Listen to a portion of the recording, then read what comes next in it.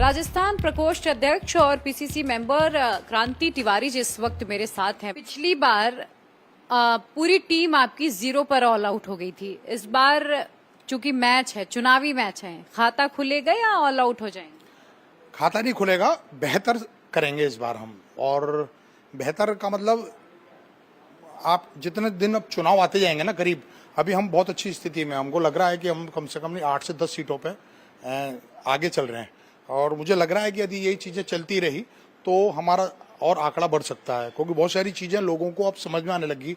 किसान नाराज है, व्यापारी नाराज है, तो ये सब चीजें अब धीरे धीरे लोगों को लग रहा है। थोड़ा सा क्या है, राम मंदिर को लेके और ये सब चीजों को लेके हालांकि ये कर रहे हैं, लेकिन लोगों को मूलभूत चीजों की आवश्यकता लग रही है। वो ठीक है, वो एक अच्छी चीज है, उन्होंने किया, सब उसका सम्मान करते हैं, लेकिन रोजी रोटी पहले है। सनातन खाली भाजपा का है, मतलब सनातन वो यही बताते हैं एक्चुअली का, वो यही बताते हैं। राम जी हमारे हैं और राम जी हमारे लिए एक आस्था का विषय है, ना कि प्रदर्शनी का विषय है।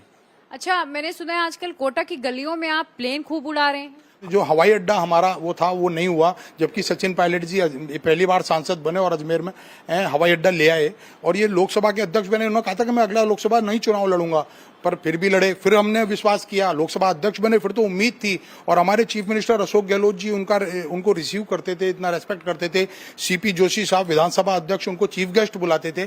तो राज्य सरकार पे वो डोल रहे हैं कि राज्य सरकार ने हमें समर्थन नहीं किया। तो राज्य सरकार इतनी बड़ी शक्तिशाली को समर्थन ना करे तो ये तो जनता के गले नहीं उतर रही है इस बात को लेकर, क्योंकि ये एक कोचिंग हब है और इंडस्ट्रियल एरिया है कोटा।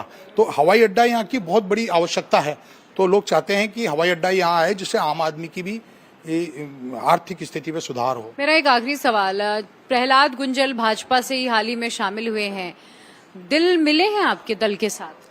मेरे एक्चुअली किसी भी नेता का एक विचार होता है ना, और एक विचार के साथ जीता है। प्रहलाद गुंजल जी एक संघर्षशील लीडर हैं और उन्होंने जब वो विपक्ष में थे, जब वो भाजपा के विधायक थे, तो उन्होंने कभी द्वेषता से काम नहीं किया राजनीति में। आपको भाजपा से एक ऐसा नेता बुलाना पड़ा अपनी पार्टी में कि मजबूत करे? नहीं, वो उनकी तरफ से आए, वो उन्होंने कहा कि हम लड़ेंगे।